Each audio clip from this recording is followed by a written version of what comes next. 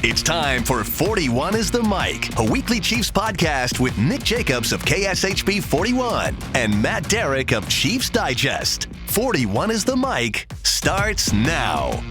Welcome, everyone. Yes, it's another edition of 41 is the Mic. I am Matt Derrick from Chiefs Digest alongside mandatory minicamp enthusiast Nick Jacobs from KSHB 41. Well, Matt, the pads haven't come on yet. Not yet. I notice I'm starting to hear that more and more on. It's everywhere. Everywhere now. It is Everywhere sweeping the nation. We got to get it on a t-shirt. We have to now because other people are starting to put it in their own vocabulary, and so we need to make sure people are reminded where they can get the original podcast and t-shirt from. That was the upstart of that phenomenal sentence. Well, we haven't seen the pads yet. Yeah, we won't during mandatory. And we'll talk about mandatory minicamp here in a little bit, but we have finished up OTAs, Nick. All 10 OTA practices are in the books now. We only got to see 3 of them. Only 1 out of 3 are open to the public, but the Chiefs have wrapped that up. Just big picture, what to you is maybe the biggest takeaway that you saw from the 3 practices that we got to see the last 3 weeks? You saw steady progression, and I know that may not. That's the benefit of us not being there every single day, because it kind of turns into ground. I mean, from having been somebody that's been able to watch over the years, for people that don't know, I started going to Chiefs back in, technically as an intern, I went in 2004, a handful of times, but and that was in season, and that was kind of a whirlwind. But then when I really started going more was in 2010. And then when I was there pretty much all the time was 2011 and on. I think you're right. You make a really good point about being able to kind of do check-in points each week to kind of see just the progress, so that maybe the minute little improvements that you might see week to week get kind of lost if you're out there, every, all 10 practices. So yeah, for us, it's maybe those little check-in points is nice, as far as it gives you a check-in, as far as just being able to see how one player has progressed from one week to the next. And and I was asked this the other day about really what stood out to me. And as much as, hey, you focus on the rookie class and everything, one of the things that we talked about going into the offseason workouts, amongst the things that we were going to be talking about, I think both of us mentioned this in some form. It's the second-year players. And how do they stand out? How do they look coming in, especially because some of them are going to be in leadership positions? And I got to tell you, I mean, I've been pretty impressed with most of the second-year class. I mean, we're going to be finding out some guys. Chiefs are leaning on, obviously, Kingsley Suamataia, and we'll talk about his appearance on the podium a little bit later too, and what's going on with him. But Jaden Hicks has really impressed me. I mean, he just seems like he's ready to take over for Justin Reid, and I think he can handle it. Yeah, I mean, with Jaden, the whole purpose of why they drafted him was to replace Justin Reid. And I 100%. Said that last year, and I let people know in advance this is what they're preparing for. And so the Chiefs were going to have to make 2 decisions at that point. Did they feel comfortable with where Hicks was by the end of the year to have him replace Justin Reid in that role? And then if they didn't, then they were going to have to probably make a tough decision between potentially Justin Reid or Nick Bolton and Trey Smith in terms of financials to what they were wanting to do, to where they may not have been able to afford Trey Smith if they didn't feel comfortable where Hicks is at, and we're going to have to give Justin Reid that money, or they were going to probably have to move on, not sign Fulton to that expensive of a contract, and then Reid replaces that contract. So I mean, there's 3 to 4 different people that are going to be impacted by how Jaden Hicks progressed in year 1. And so the Chiefs gave you the answer where they feel like, with the fact that they've moved him up into that spot and into that role, and they're putting the pressure on him that they're going to this year. So yeah, I mean, like we've talked about, mentioned in our notes, you've talked about on the radio over on 810 on the Zone with Jason Anderson, is that the play there, Hicks showed his range, and he was able to come over there, pick up the vertical route the way that he was, and then also be able to stay with Worthy and make a deflection at the right time and time it correctly to where Mahomes thought it would be open, but it wasn't. but also worthy on that thing. The fact that he properly stayed on the red line, he didn't drift like last year like you would have, gave Mahomes a chance to lead him for an outside shoulder throw if he needed to, that all that was available to him, and Worthy tracked the ball well. It's just Hicks had much better vertical jump to be able to knock it away and to time it to where Mahomes already had to commit to the throw before Hicks jumped the route. So all that collectively, that's obviously promising, because the two most important things the Chiefs need in the scheme is a safety who can handle the tight end if they need to, and do they have somebody that is playing on the football field at that point that can play single high and have the range from sideline to sideline. That's very rare, and that's tough to ask, but those are the two most important things on the back end for the Chiefs in terms of what can help their scheme really thrive in the way they want to attack with blitzes. And what we're talking about here is it was the first play of 7-on-7s. And I thought, I mean, not only was it the best play of the day just for Jaden Hicks in the defense. For Hicks, yes, but there's one play that I liked more, but go ahead. Ooh, I'm interested in that, what that is. Because I thought that was not just a great play by Hicks, but to your point, I thought it was absolutely perfectly executed on both sides. You know, it was. Worthy ran a great route. He did everything he was supposed to do. I thought he even flashed his hands late. I mean, it was as trying to throw off the defender. It wasn't like he just gave away that, you know, the ball was coming. I mean, Mahomes, Worthy, they did everything that you're supposed to do on that play. It's just that the defender did everything that they're supposed to do on that play too. And I mean, and the fact that, I mean, Hicks read everything from the fact that it was a corner blitz. So he knows he's going to have to pick up Worthy, knows the route, knows what's going on, is able to anticipate, because let's face it, in a straight race, Jaden Hicks is not beating Xavier Worthy, but he read it correctly. He anticipated, reacted quickly, did all the things that he has to do to make the play. So that's why I love that play, not just for Hicks, but for everybody, because I thought it was just an absolutely perfectly thrown football, perfectly run route, everything. And that's what a football play should be. So I loved it for that reason alone. But I'm really curious about what your other highlight of the day was. Yeah, before we go any further, I just want to tell you, since this is our second show that this has happened now, Bart Simpson over your right shoulder, left shoulder for us on the screen, just constantly looks surprised at everything we put out there. Just with wide eye, just jaw dropping open. He is mesmerized by this podcast. I was afraid you were going to say he was like moving or, you know. No, not yet. Something. I don't think we're in the Conjuring level yet. No, I don't think. But I will get back to play. So it was during 7-on-7. Najee Johnson had the deflection where he's going up against Justin Ross, had the deflection, deflected it to himself to give the ball a nice spin on it, and bought himself a couple seconds to get the interception. So not only did he deflect the pass, put himself in a good position, deflect it, but he also intercepted it. So I thought that was just on pure effort alone, that in itself was very promising with the zip that Minshew put on the ball and everything, for him to be able to time it as well as he did. Najee was in the perfect position to make that play, just simply as a deflection, but to deflect in a way where he also made the interception was pretty fantastic. You know, I'm going to give Gardner Minshew some props on a deflection too, because he had his own batted pass that George Karlaftis was just camping under, ready to intercept. And it's a OTA. I mean, you're not going to blame Gardner Minshew if he just phones it in. You're not going to even blame Gardner Minshew if he decides to be a hero and catch the football and do something crazy. But no, he just goes over there. It's like, Karlaftis is not intercepting this football, and out jumped. Well, I don't think Karlaftis jumped at all. No, he was just waiting. He was just waiting for the ball. He was waiting into his hands, like a player waiting for a pop fly in the outfield. Exactly. He was just a catcher, trying to pull in a pop foul behind the plate, and Minshew just goes over there, out jumps him, and knocks it to the ground. I mean, that's what a quarterback's supposed to do. So, kudos to Gardner Minshew on making a headsy play in a practice. If you practice it right, Nick, you're going to do it right in a game too. So, or as Romeo Cornell would say, kudos.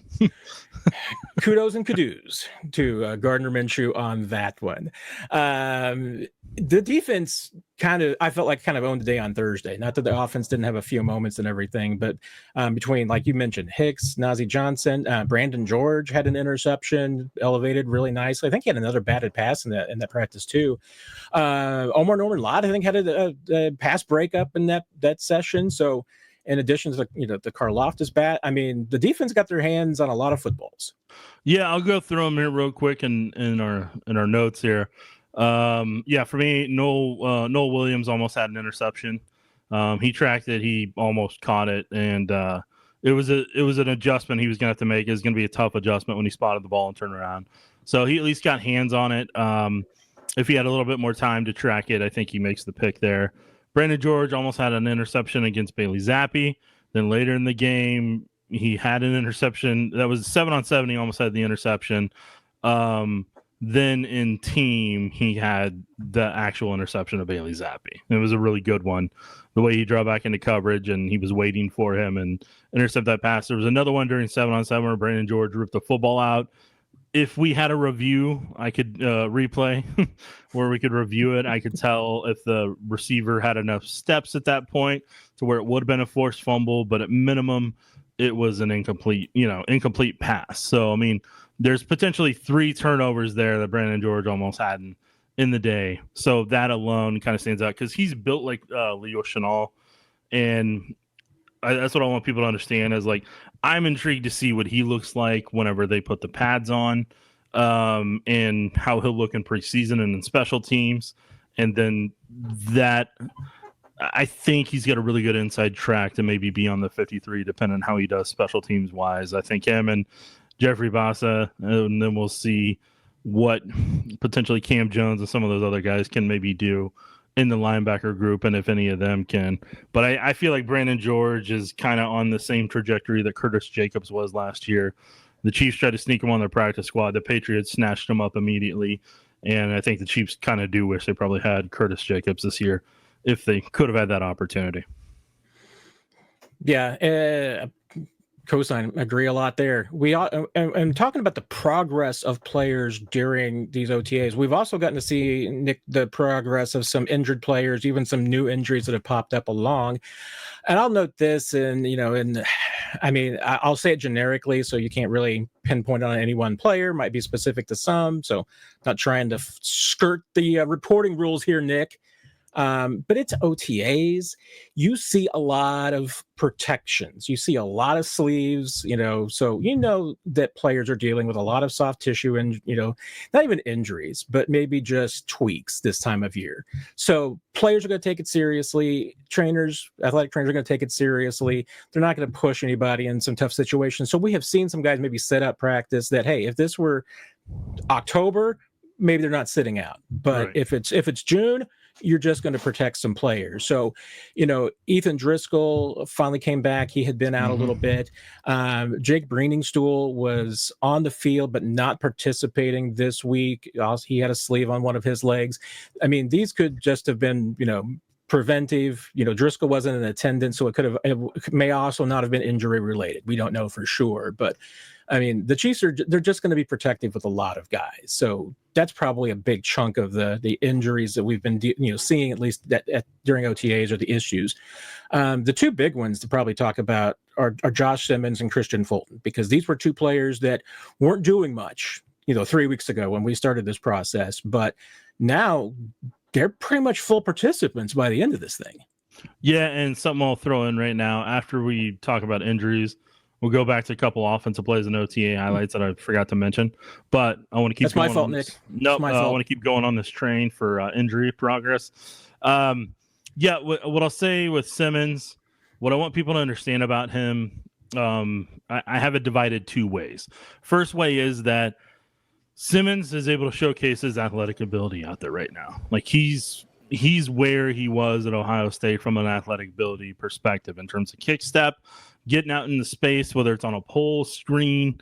In watching him the other day, get to the second level and on his reach blocks and kind of, practicing the combos up to the second level. Like he's there. He's one of the quickest left tackles the Chiefs have had on that football field since Eric Fisher at left tackle. There's no disputing that in any way, shape, or form. So that's where he's at athletically. I think that's why Andy talks as glowingly as he does, because Andy sees the same thing that I do, and he will, because Andy's a much smarter veteran of football than I will ever be. And if he wants to teach me anything, I will set aside an entire lifetime for him to learn. But Simmons has all of that, and you coming in expectation wise, you thought he was going to be standing on the sidelines watching, but for him to get as many reps as he's getting right now, that in itself is very encouraging for both short and long term. But on top of that, the question that I'm still reserving and holding back on is, until the pads come on, what's his drive block like? What's his reach block when he actually makes contact like? What type of power is he getting off his footwork to be able to push defenders off the line of scrimmage? When he's going against speed rushers, whether it's at camp or in preseason, if he's physically out there whenever the pads are on, what is he doing?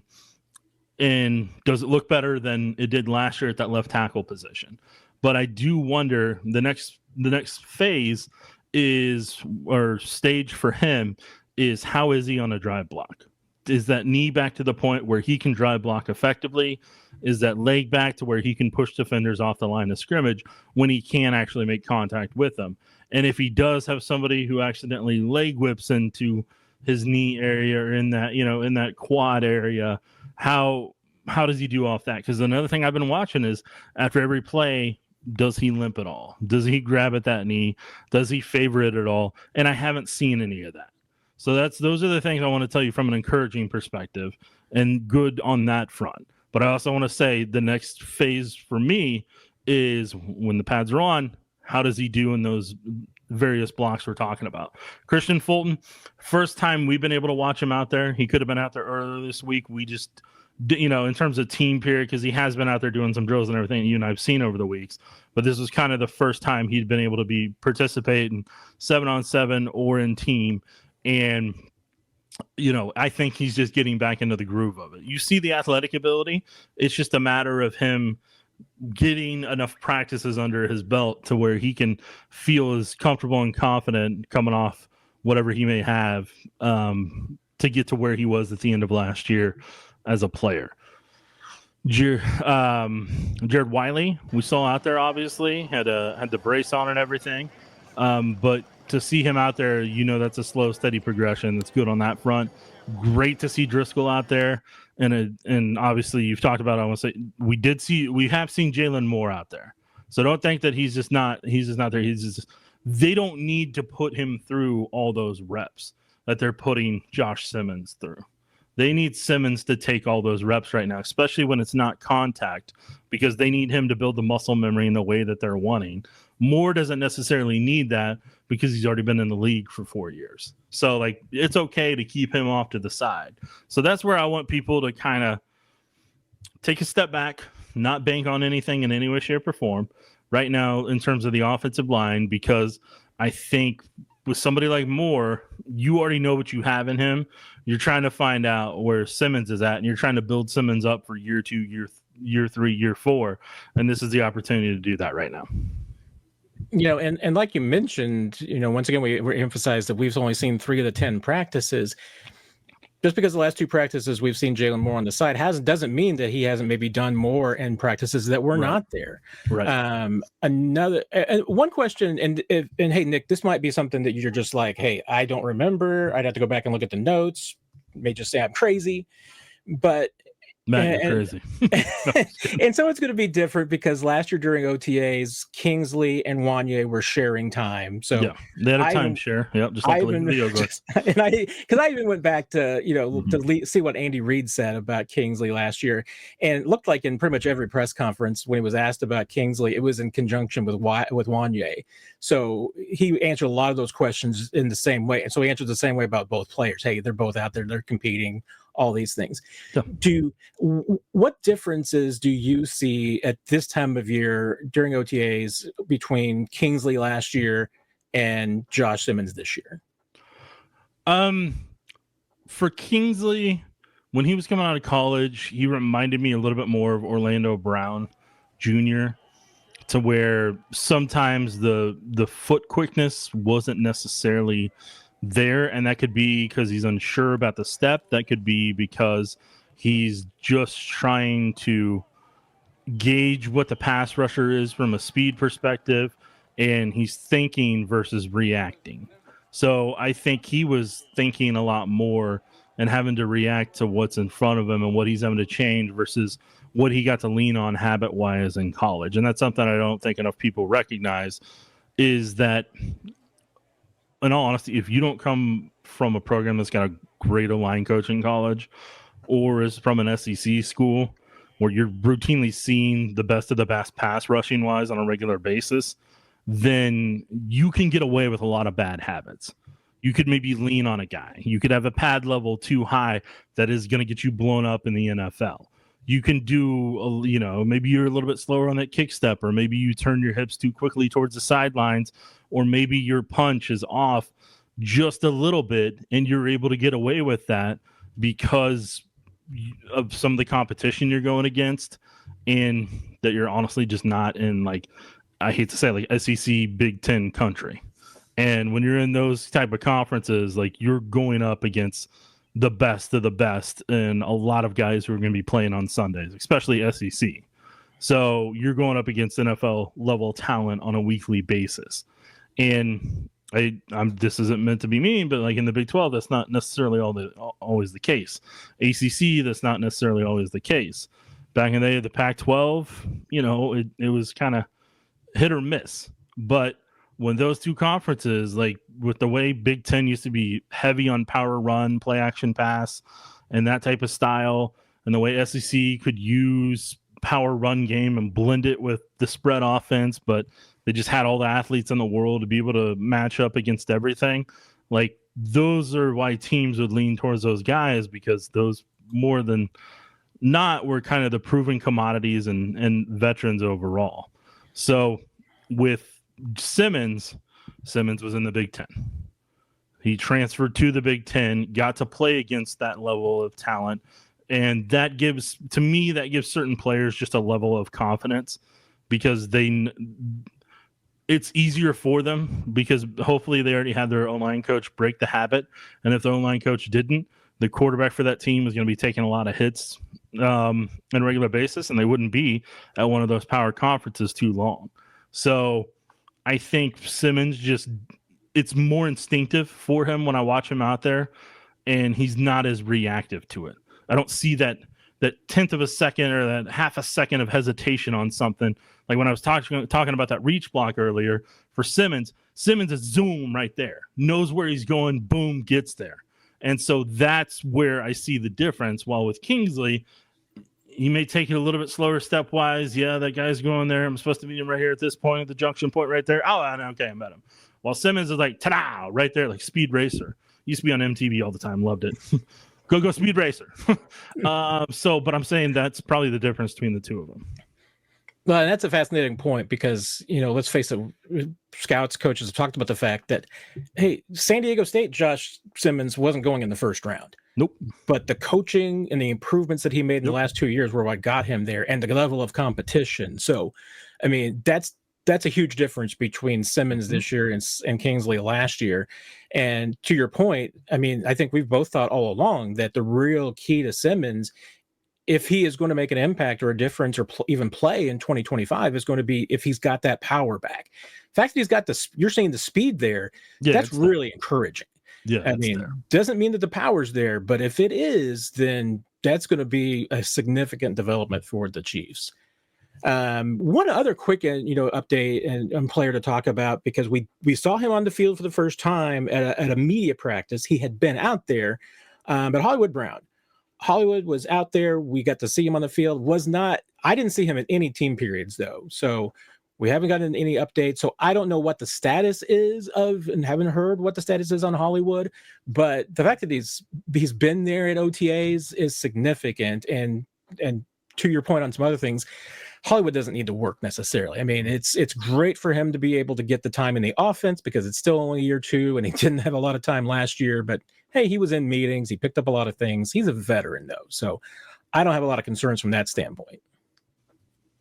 Yeah, I'm not worried about Hollywood. Mahomes needs to spend that time building that chemistry with Worthy. If you're giving Hollywood Brown's reps to Worthy, that's a good thing. If you're giving his reps to some other guys you're trying to decide on, like Jalen Royals, if you're giving those reps to Jalen Royals, like that's not a bad thing either. Those guys need those reps a lot more than Hollywood does with Mahomes. Okay, because I cut you off, let's circle back. Offensive highlights, because even though I thought the defense dominated on Thursday, there were some offensive highlights that I neglected. Well, offensive highlight number one is going to be the play of plays on offense, and that belongs to Patrick Mahomes throwing to Brashard Smith on the vertical. So Brashard showcased his speed. He's going up against Christian Fulton, took the outside release, zoomed right by him. And so with Smith, Mahomes tossed it up there. And normally you don't see running backs capable of tracking it the way that he was able to track it comfortably and adjust his step just a little bit, but maintain that speed and that acceleration. And he got the top end speed. Fulton was not gonna be able to leap over.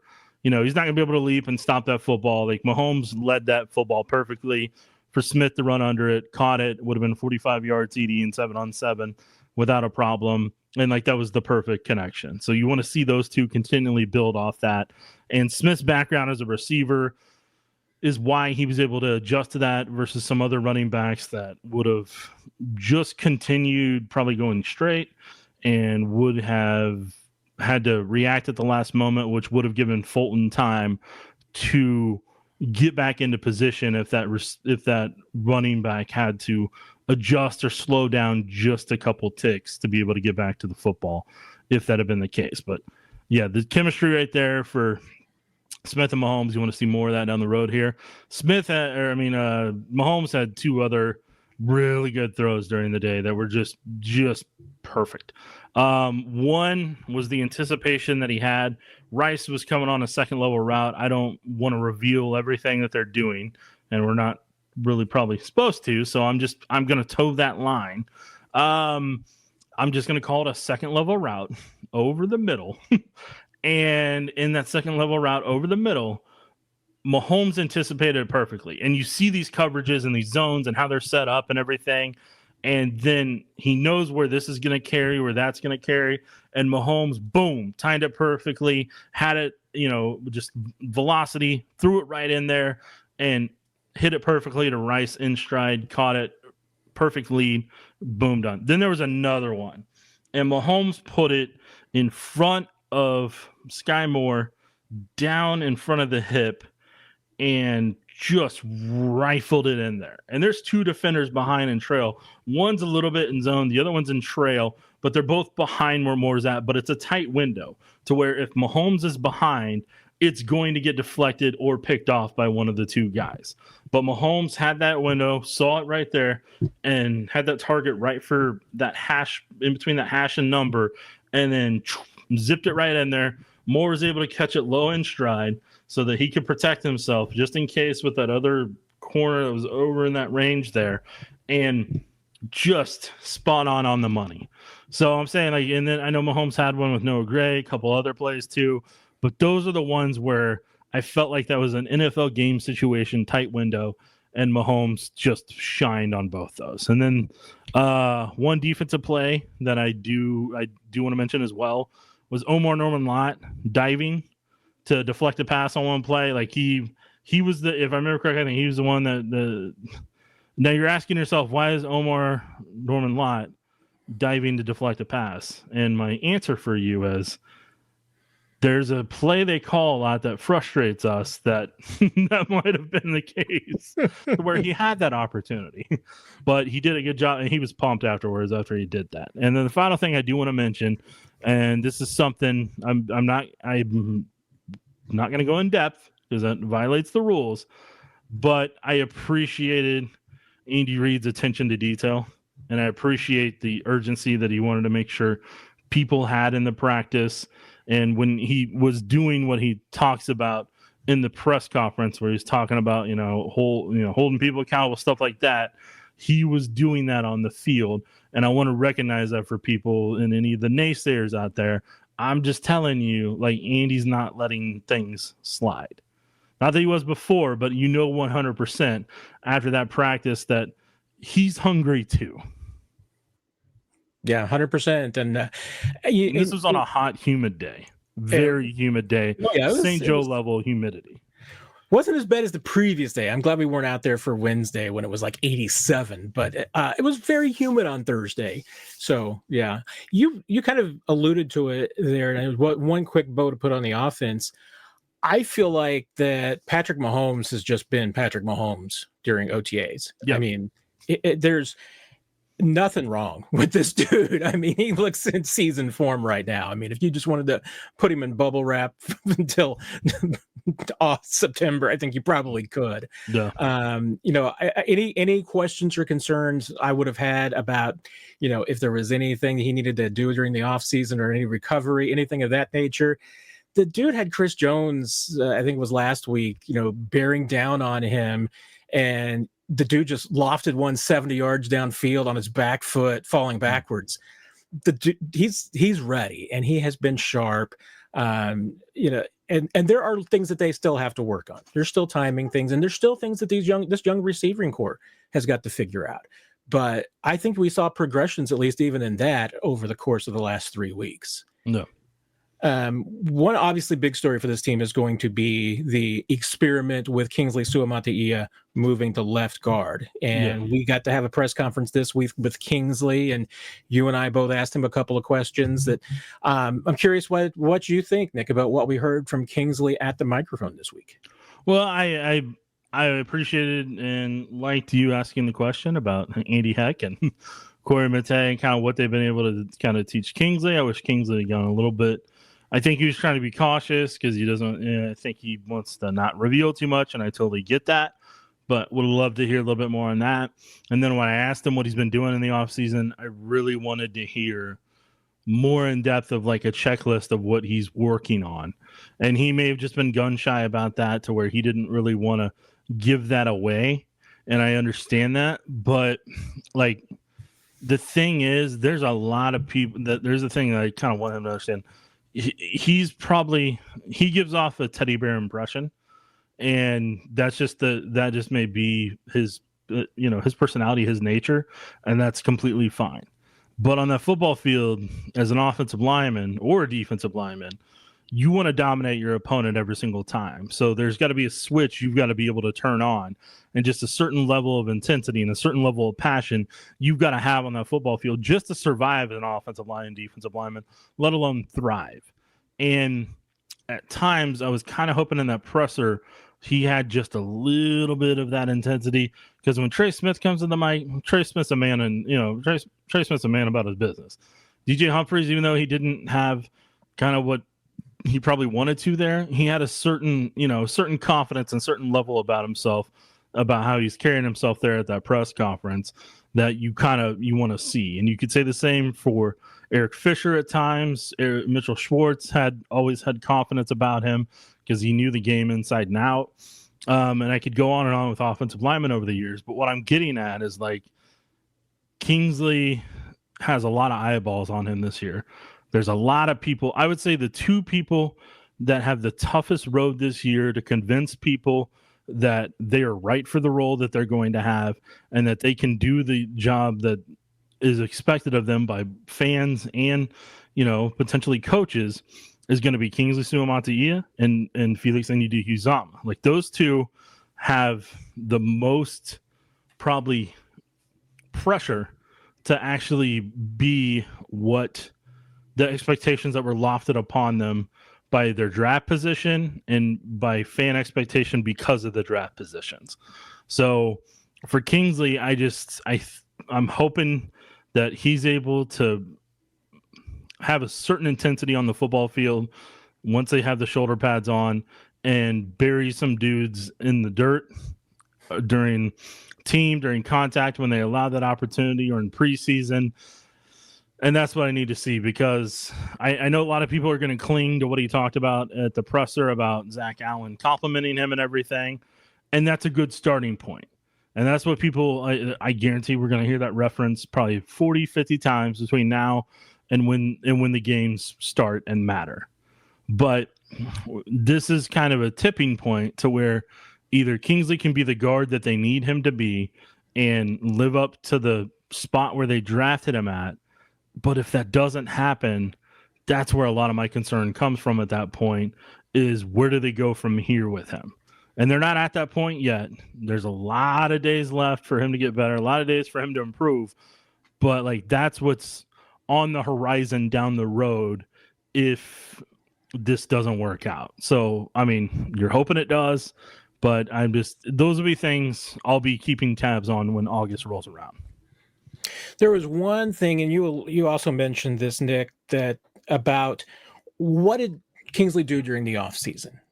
Because I learned quickly, talk about me going to beat back to 2016. I covered Tyreek's rookie season. And when he came back in 2017, you know, I asked him at one point that year, just, you know, what was his process, you know, as far as trying to get better and everything.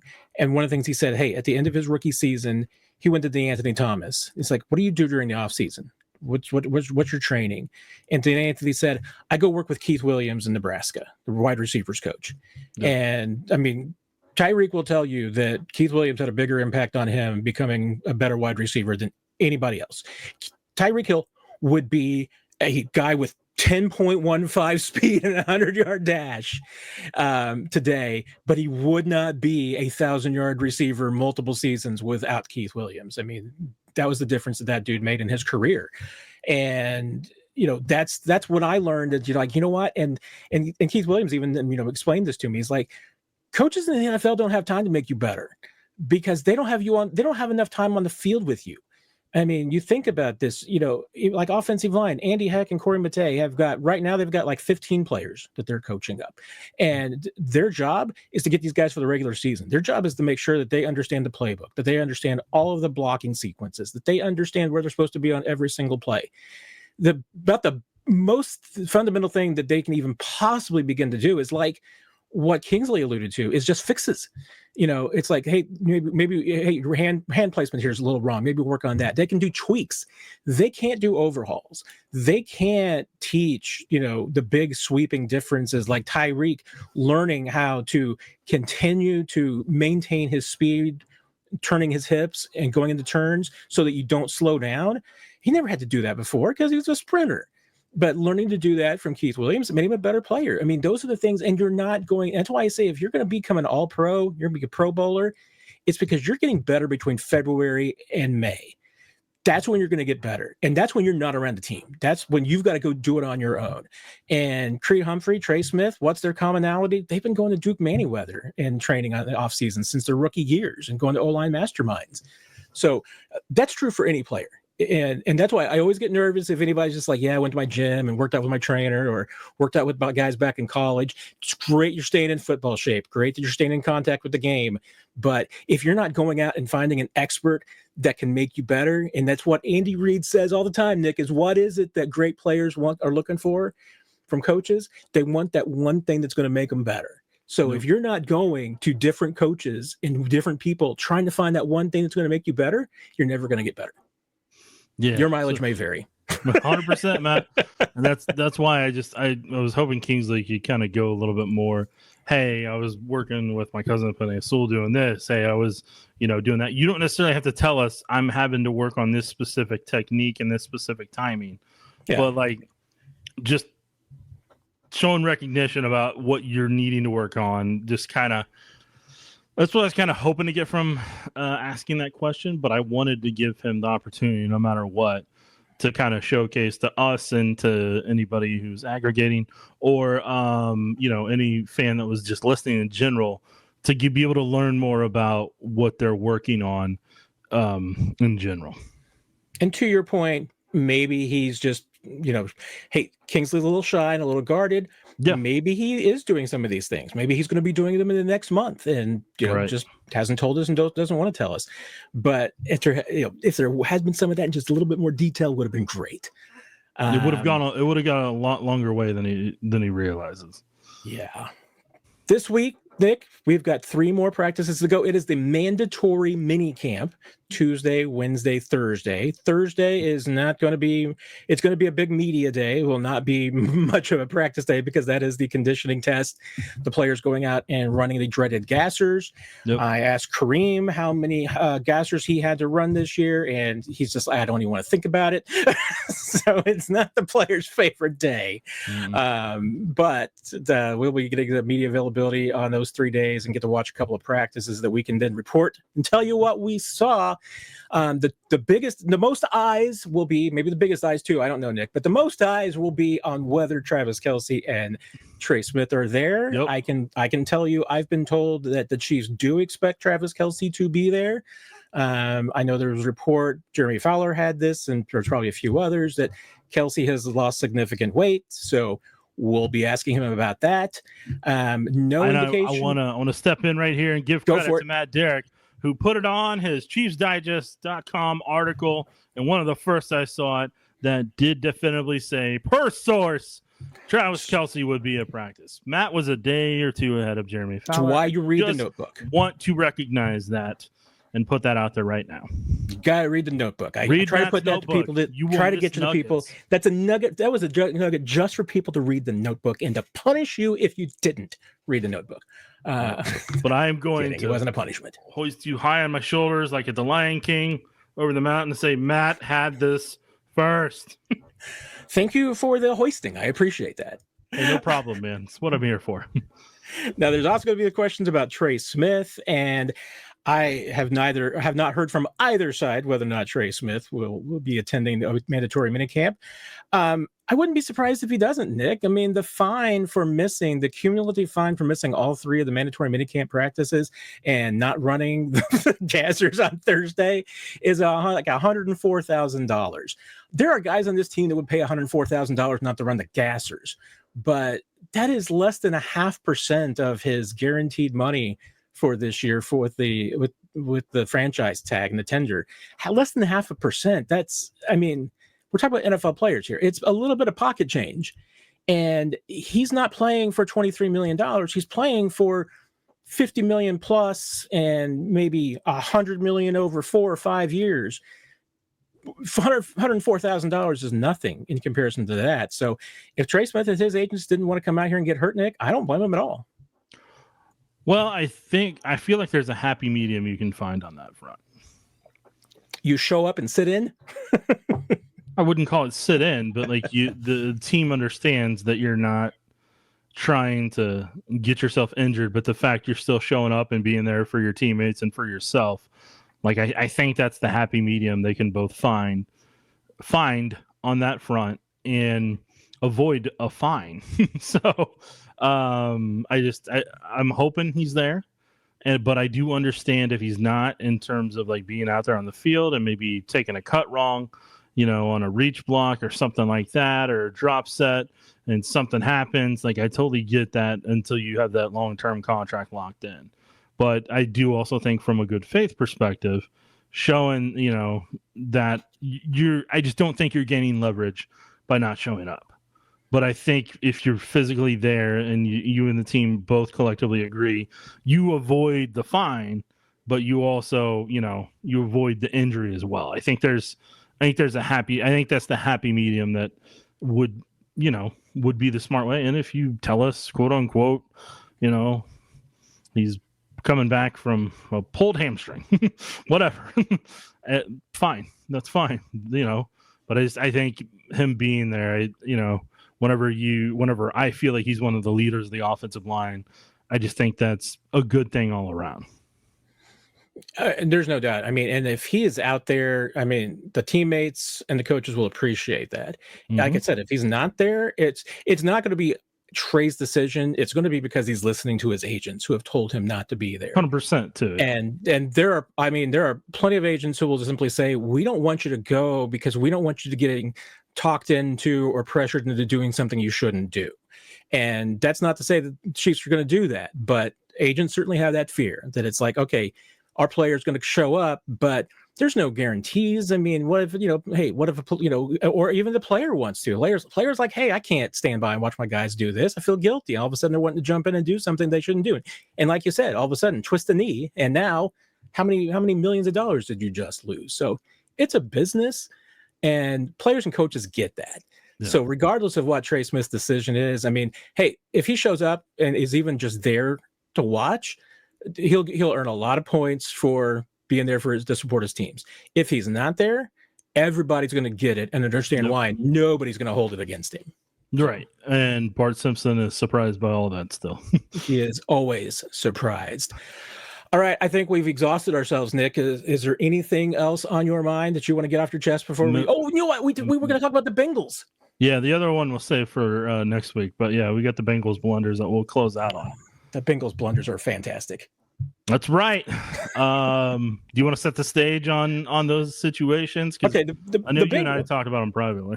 Well, I mean, part of the background you should know is that the Bengals are notoriously one of the cheapest teams in the NFL. That is their reputation among agents, yes. That is, and not even amongst agents. I mean, they're or the league, whatever you want to call it, or the league, and it doesn't matter about whether you're talking about players, you're talking about concession stands, you're talking about facilities, nothing, everything. It's like Bengals are considered to be maybe the cheapest team in the league. So they have two deals going on right now. One is with their first round draft pick, Shamar Stewart, for which they are seeking to have some conditions on his contract that would potentially void his guaranteed money if he were to void his contract in any way. And I mean, for a player to void their contract, I mean, it doesn't happen very often. I mean, it's essentially the player has done something that's against the rules. I mean, and now the rules can be pretty, lame. I mean, like, you can void your contract by injuring yourself in an unauthorized workout or a pickup basketball game. I mean, these things can get you a voided contract. So it's not insignificant. It doesn't happen very often. And the Bengals have never included this in a rookie contract before. And they also have another situation with Trey Hendrickson, franchise player, guy that's pretty important to their team, for which they basically haven't been negotiating to try and get him signed for the upcoming season. Yes. All right. So on two fronts, here's what I'm going to say. First, I'm going to criticize their PR staff. Which reportedly, like one of the lowest paid and cheapest PR staffs in the league, and smallest PR staffs too. Where if I was the owner of the Bengals at that point, the first thing I'm telling the PR staff is, why are you letting Trey talk to the media? Why did you let him show up to OTAs to talk about how terrible things are going and how things are they were following a rule there? I mean, if he showed up, you kind of have to make him available. I mean, I don't fault about that at all. Thank you, Bengals. You gave us entertainment. So normally most PR staffs are not going to allow the player to be available, especially Trey's not feeling it. Yeah, especially they're not practicing. But to just have a forum where they just talk negatively about the organization, how negotiations are going. Then Stewart got to have the limelight there as well and have a little, share his voice as well. That was more remarkable. That the guy who has not signed his contract is allowed to talk on the team's mic. and they're in America, they're inside the locker room talking to him as well, because I saw lockers behind there. Yeah. So teams are not universal on that front either. But he just gave his thoughts on everything, and he was professional about it and everything. But I mean, that's from a team perspective, that's not the ideal look you want. Is not only one, but two defensive players just not showing your organization in the best light and being able to do it at your facility twice. That is some dysfunction right there, or showcases dysfunction. And then on top of it, what they're trying to do with Stewart is they're trying to set a new precedent that hurts that entire locker room, because any player that signs a contract in the future, if Stewart and his agent agree to it, then they are going to try to put that in as many contracts as they can to whether they're veterans, rookies, or whatever. They're going to try to sneak those in and see if the agent or whoever the lawyers are that look over the contract can find that fine print. But they want to set a new precedent. That's what they're trying to do with it. Unfortunately, Stewart's the guy they're doing it with because, in all honesty, I think they thought they could get one over on his agent, and they found out didn't work out. So, I mean, look, it's not where it's sad is that Stewart's not exactly making the first round money that would have been before the pay scale.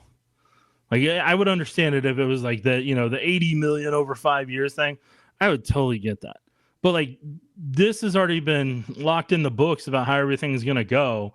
And what that kind of just says to me, I mean, they can say, well, it might be because of there's only two. I guess there's only two outcomes you can come with this. And this is what I was getting ready to say, but I want to take it in a little bit different comparison. Either one, you're concerned about something character-wise, which the question then becomes, why did you draft him to begin with if you didn't feel that comfortable? Or two, you're being cheap with your first-round pick. Where else are you being cheap at? Did you really just pay Joe Burrow, Jamar Chase, and T. Higgins, and everybody else is going to fend for scraps at this point that wasn't already on the budget before those three guys? So, like, I'm just telling you, like, I mean, you already lost Lou Anarumo. He's in Indy now, so you don't have the defensive coordinator and the defense that helped you make it to the AFC Championship and a Super Bowl. You don't have that anymore. You've already completely burned that bridge. You already lost the offensive coordinator to the Titans. So are you slowly turning yourself into a 500 football team or worse each year that is dependent on Joe Burrow staying healthy and Jamar Chase staying healthy, and they determine your seasons every single year because you don't have a roster around them that doesn't force it to be like the 2018 Chiefs that have to have shootouts all the time in terms of, hanging 40 to 50 points a game, and that pressure's on those two guys every single week to have to do that? Because that's what the roster building looks like in Cincinnati right now. And so that's why that's unfortunate for Bengals fans. It's where I feel bad for Bengals fans is like they had a ton of promise there, but all it took was just a handful of things to just seem like derail what they were building there in Cincinnati. While Buffalo, on the other hand, has done a really good job of being able to maintain and keep themselves in the position that we thought Cincinnati would. Yeah, and now case in point, I mean, Trey Hendrickson is signed for the 2025 season. He's just being paid under what he has performed to. He's signed a contract that he has outperformed.